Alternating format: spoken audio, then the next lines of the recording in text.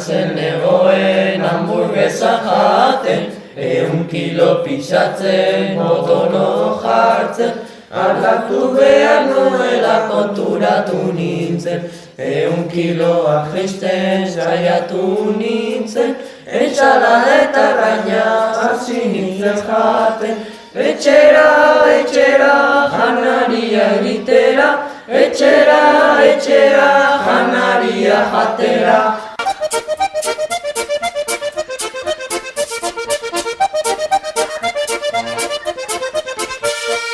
Goizean jaikitzen eta kirola egiten, hamburguesak aldatzen, sagarrak erosten, Coca-Cola utzi nuen eta ura edaten, kiroldegian sartu eta pisua hartzen, 3 hilabetetan hobe jarri nintzen, etxera, janaria egitera, etxera, janaria jatera.